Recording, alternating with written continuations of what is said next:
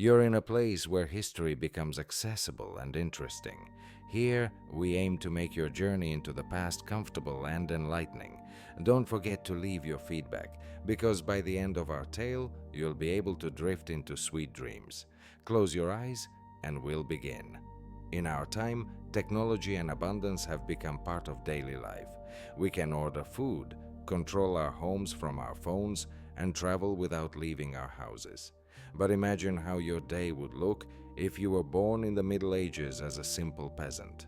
Today, we'll transport ourselves to a typical medieval village and delve deeper into the lives of ordinary people from that time. We'll also find out which common notions about the Dark Ages are myths and which are reality. To understand the lives of medieval peasants, we first need to grasp the social structure of those times. Society back then was strictly organized. All its members existed within a large hierarchical system known as feudalism. At the top of this structure sat the king, who formally owned all the land but couldn't manage all its parcels alone. Therefore, he divided the land and powers with large feudal lords and dukes. In turn, they granted small portions to their vassals, barons, and knights. At the bottom of the hierarchy were the peasants, who worked the land and provided food for everyone above them. Society was divided into three main groups. The first group comprised those who prayed, namely the clergy and monks, responsible for the spiritual state of the people and the connection with higher powers. They were also the only educated individuals. The second group consisted of those who fought, nobles, knights, and the gentry, who defended society and maintained order. Finally, the third group included the laborers, peasants, craftsmen, and merchants, making up the bulk of the population and providing the necessary goods for others. Peasants were categorized based on their freedom. The most common category was the velites, free people bound to their lord's land and obligated to perform specific tasks in his fields. Serfs, on the other hand, were entirely dependent peasants, close to slaves, but they still had some rights. They were tied to the land and couldn't leave without the lord's permission. Simultaneously, free peasants rented land and could move freely, enjoying a great degree of independence. Their numbers gradually grew, especially after wars and epidemics, which weakened the dependency on feudal lords. Sometimes misunderstandings arose, and people thought of dependent peasants as slaves, but this wasn't entirely accurate. They had their rights. They could own property, start families, appeal to local courts, and use community resources. Peasants formed their own communities where they resolved important issues. A crucial aspect was the role of the church, which justified the existing social order by claiming that everyone was engaged in their role by divine will. Despite the strict hierarchy, life continued to change. Peasants occasionally left their villages in search of better fortunes. Lords eased labor conditions, and the church began paying attention to education. Now that we understand the societal structure, we can better imagine how ordinary people lived. The village was the center of life for most people in the Middle Ages. Picture a small settlement surrounded by fields and forests. Peasants couldn't afford to build fortresses, as that required enormous expenses. When threatened, they sought refuge in castles or monasteries, but they didn't always have time. During wars, villages often faced looting and destruction. Each village was organized simply and rationally. At its center stood the church, around which community life revolved. It hosted significant events: baptisms, weddings, and funerals. The church was also the only stone building in the settlement, with its bells notifying residents of important happenings. Nearby stood the mill, where peasants ground grain, and the blacksmith's shop, where tools were made. Barns for storing crops were located close by. The residential part of the village consisted of simple houses built from available materials. The primary materials for constructing homes were wood, clay, and straw. Homes lined one or several streets, creating a straightforward and understandable settlement. Inside each house was a hearth serving as both kitchen and heating. Usually, a small plot of land next to the house contained a garden and a pen for livestock. Each village belonged to an estate or manor owned by a feudal lord. In the location of the owner's house or castle, taxes were collected, legal matters were resolved, and records of land holdings and obligations were kept. Thus, the village wasn't an isolated unit but part of a broader and more complex system of feudal land ownership. Fields represented the main wealth of each village. These fields were communal, worked on together by the entire community, and the harvest was fairly distributed among families. A special agricultural technology known as the three-field system was used for cultivating such fields. This system became a true revolution in agriculture, significantly increasing yields and providing peasants with a more stable life. The essence of the three-field system lay in dividing the fields into three equal parts. One was sown in spring, another in autumn, while the third was left fallow to restore fertility. The following year, the fields were rotated. This approach kept the land fertile, increased yields, and allowed peasants to store grain for tough times. Life in the village followed the cycles of seasons. In spring, peasants tilled the land and sowed the fields. In summer, they gathered hay and prepared fodder for livestock. In autumn, they harvested crops and stored grain.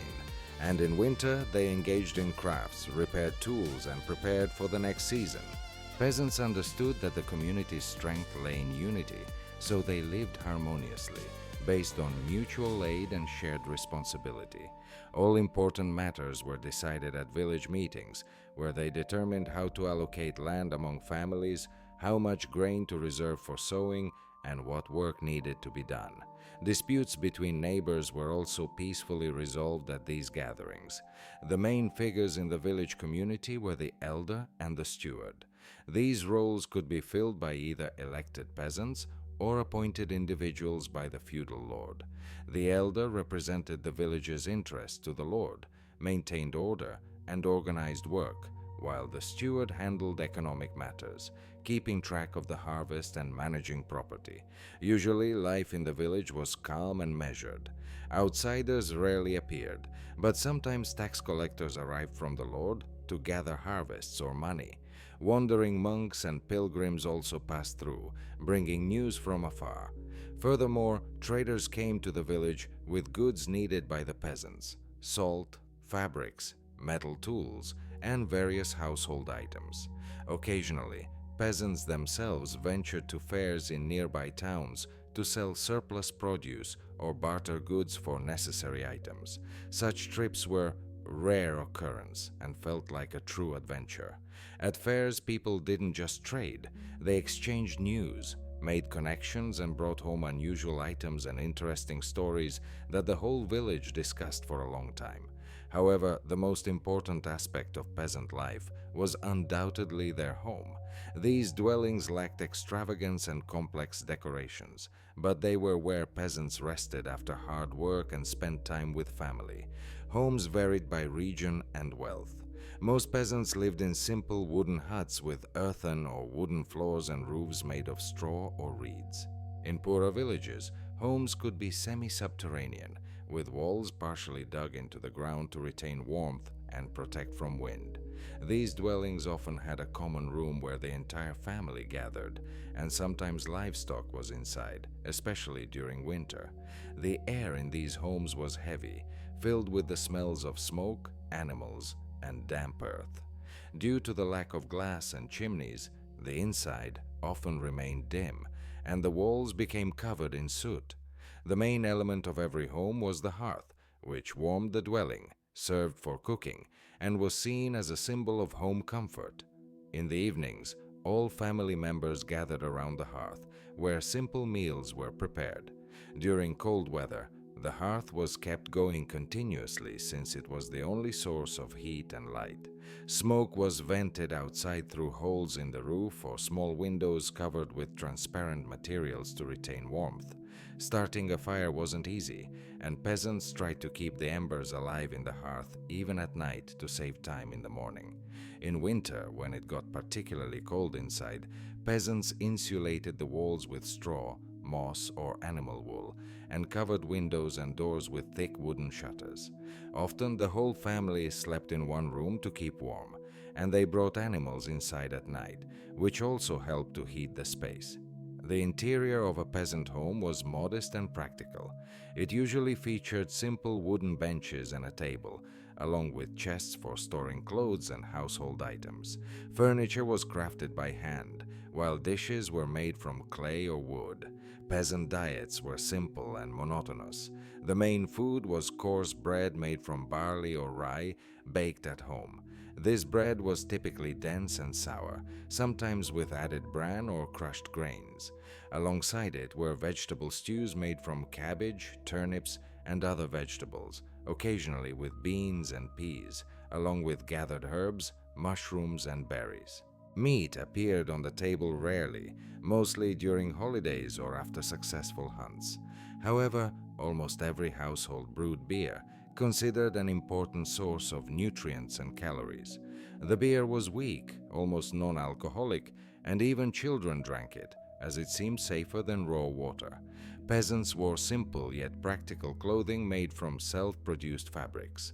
The main materials were flax and wool. They made light shirts and dresses from flax, while wool was used for outer garments and warm cloaks to shield against cold and rain. Clothes were worn until completely worn out, then repaired and passed down to younger family members. Shoes were a rarity. In summer, peasants often went barefoot, and in winter they wore simple leather bast shoes or boots stuffed with straw. Women played a crucial role in peasant families, acting as the guardians of the household.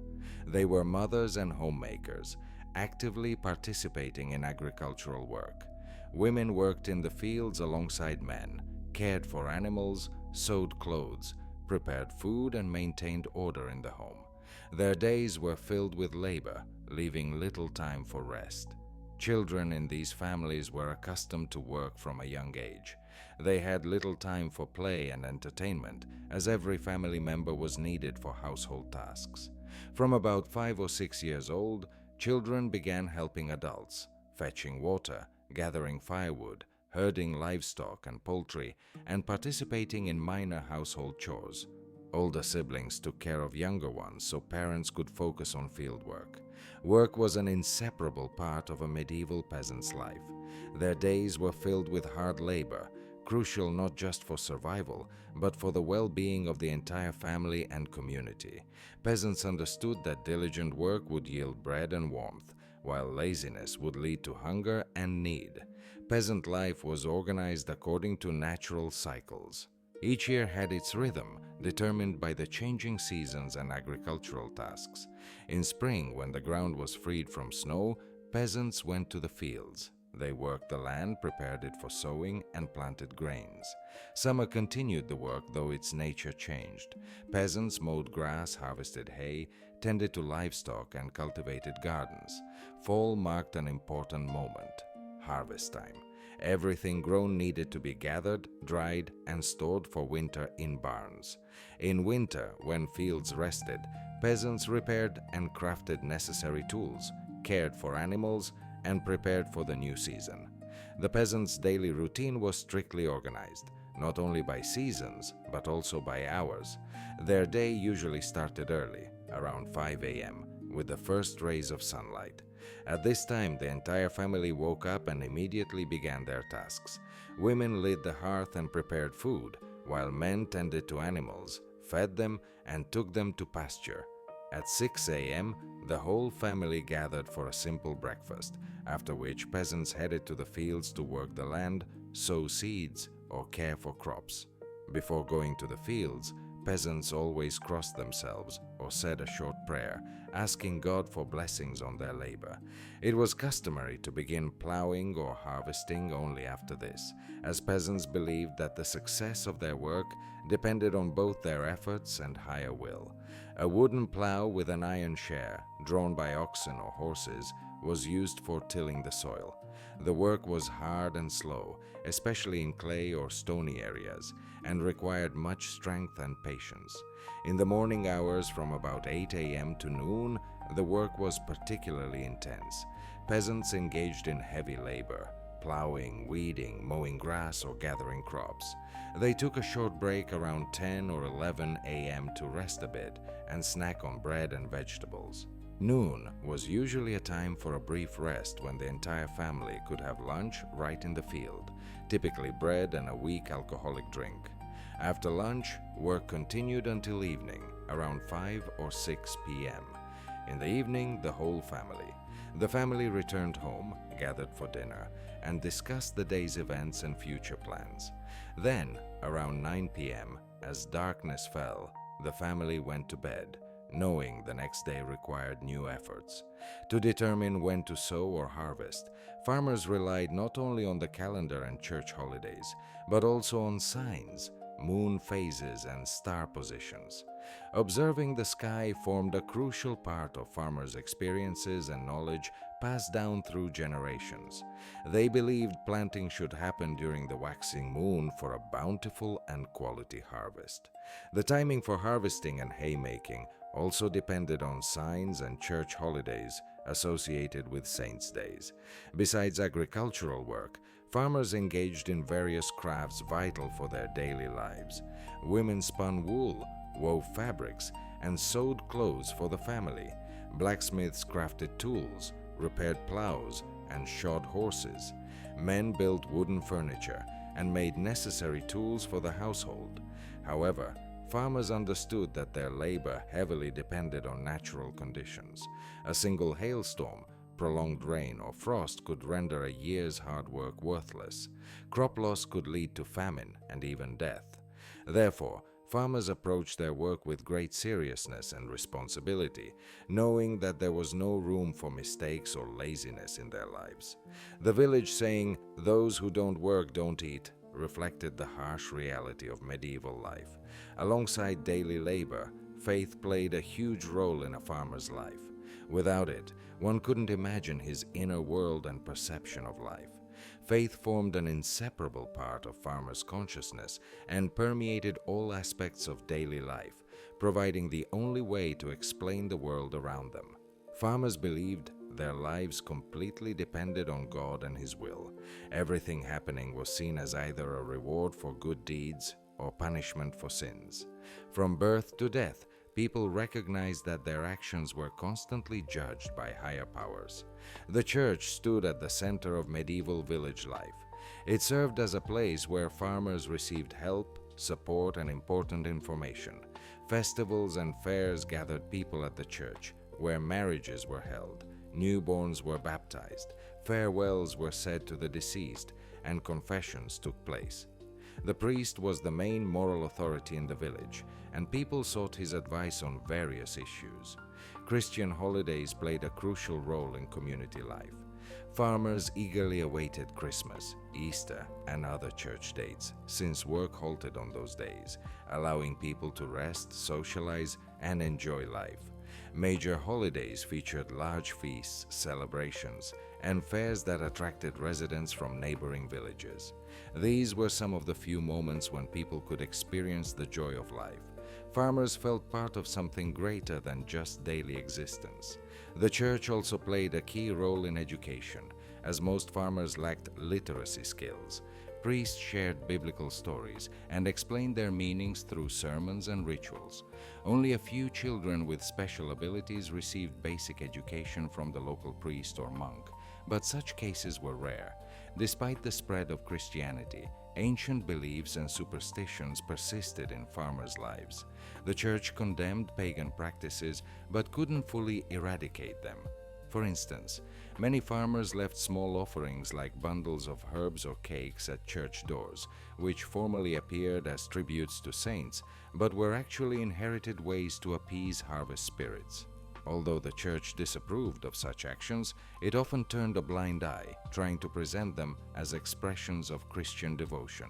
An important part of a farmer's life involved belief in evil spirits and supernatural forces that could harm a person or his household. To protect against such calamities, farmers wore amulets and charms. Many knew which herbs to use for protection against the evil eye or to treat ailments, and this knowledge was passed down through generations. Often, healers provided help in tough situations despite the church's condemnation. The church, however, could not tolerate any clear deviation from faith and harshly fought against heresy.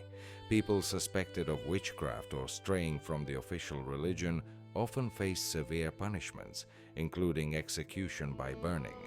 Fear of punishment for apostasy made farmers cautious with their words and actions. Their outlook on life formed under the constant fear of sin and hell, which was perceived as a real place of torment. Anyone could end up there if they committed sins and didn't seek forgiveness. Therefore, farmers took repentance seriously and regularly attended church for confession. This ritual was a vital moment for soul cleansing, with the priest assigning penance or good deeds for atonement. However, aside from hard labor and worries, a medieval farmer's life brimmed with tragedies.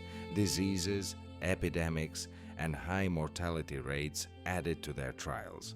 One main reason for the high mortality rate lay in unsanitary conditions. Farmers had no concept of hygiene and rarely bathed, often fetching water from polluted sources. This led to the spread of stomach and intestinal diseases, dysentery, and other infections. Illnesses easily transmitted among people, especially in overcrowded homes where adults, children, and animals lived together. Diseases were viewed as manifestations of divine punishment. Farmers didn't know about microbes and believed ailments came as consequences of sin to test a person. Therefore, instead of seeking treatment, they turned to prayers, charms, or repentance. The most terrible disaster for villages was the plague. Plague epidemics repeatedly devastated entire regions, claiming countless lives. The first signs of illness incited panic, as farmers knew the sickness could take anyone's life. They didn't understand the nature of the disease and attributed it to divine punishment or the influence of evil spirits. Many villages were wiped out, and survivors often lost their entire families or were left without means of livelihood. Due to harsh living conditions and ongoing illnesses, the average life expectancy of a farmer was around 30 years. Many children didn't reach adulthood, and the birth of a new child didn't guarantee they would grow up. Families were often large, but parents rarely managed to raise all their children, and most families faced loss at least once.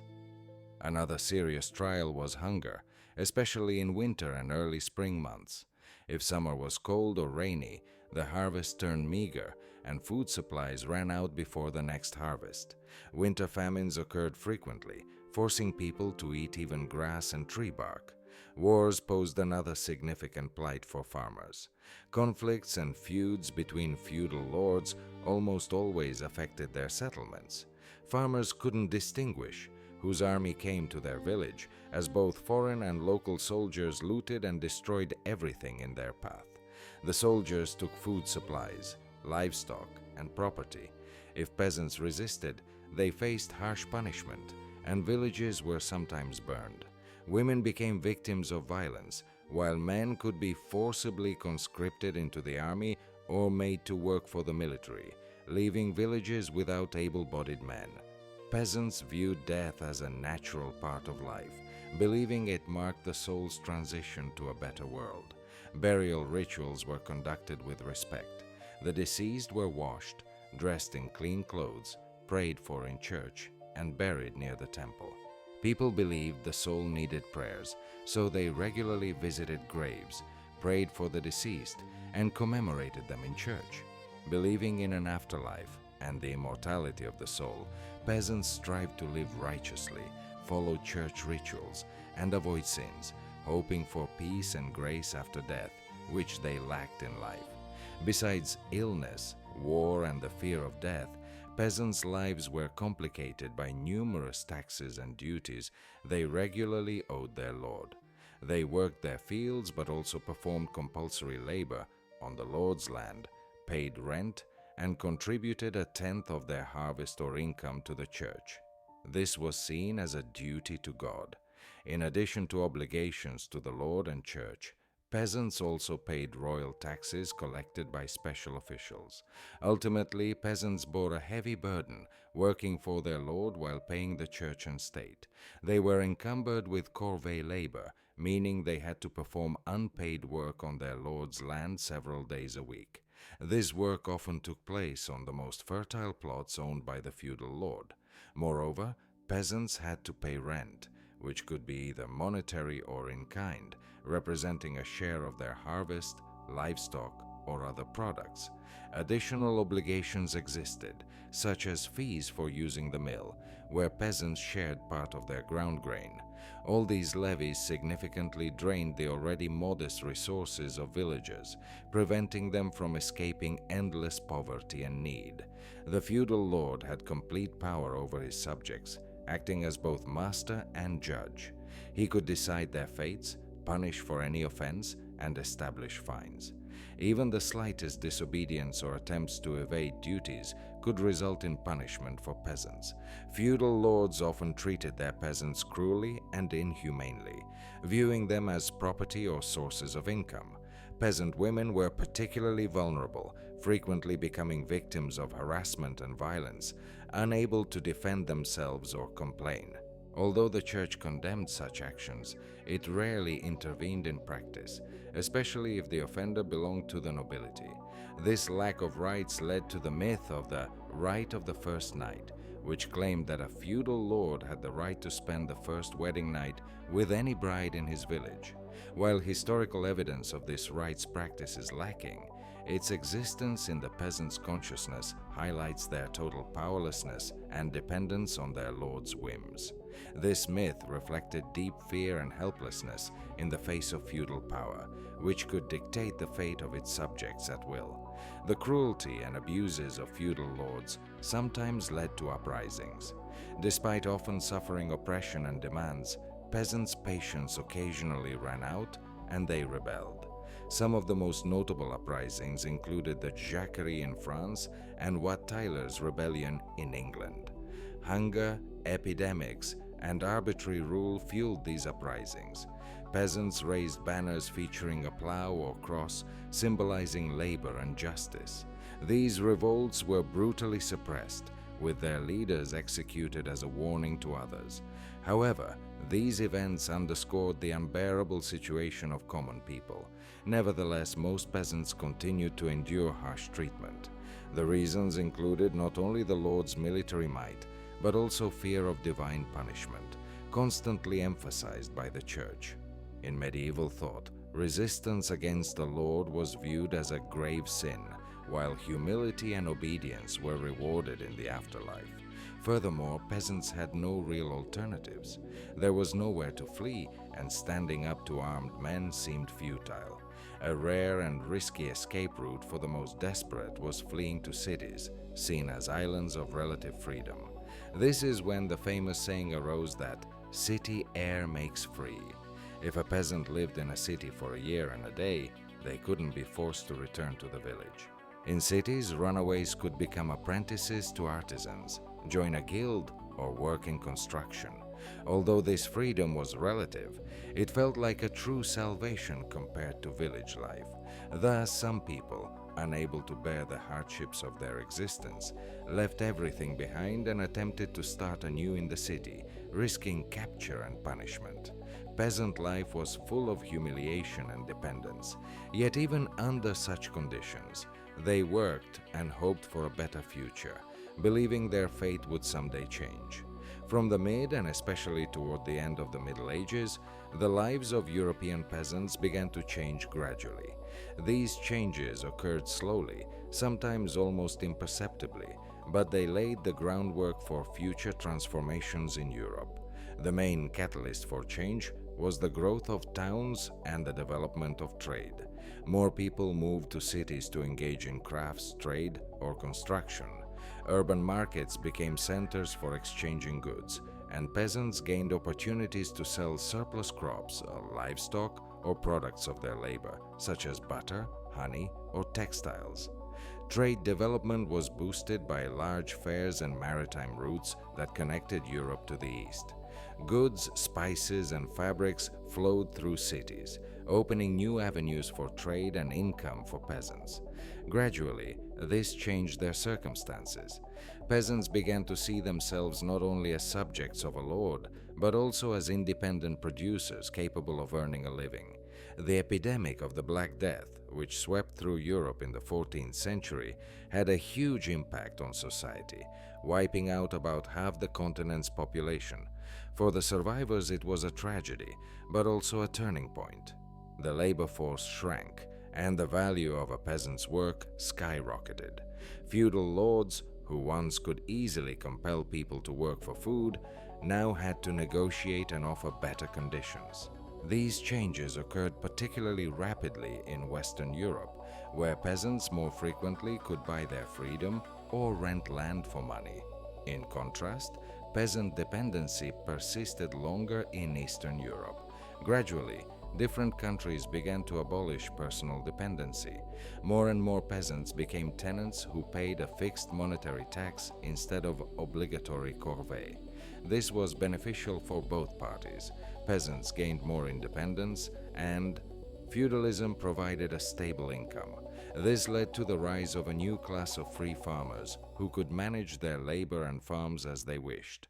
Increasingly, transactions occurred in money rather than goods, changing people's mindsets. Agriculture also evolved. Farmers improved their tools. They shifted from heavy wooden plows to iron ones. More reliable harnesses appeared, and horses gradually replaced oxen. Agrarian reforms progressed, introducing new land cultivation methods and the first elements of market relations. Now, peasants worked not just for survival, but also for profit. They aimed to sell part of their harvest and buy necessary items or tools. By the end of the Middle Ages, the situation for peasants had changed significantly. They were no longer voiceless subjects like their ancestors. Gradually, peasants became masters of their land, managing their farms, making decisions, and feeling responsible for their futures. Although the path to freedom was long and challenging, these changes marked the beginning of the end for the feudal system. A new world emerged from the labor and patience of millions of ordinary people, where the peasant became an independent individual.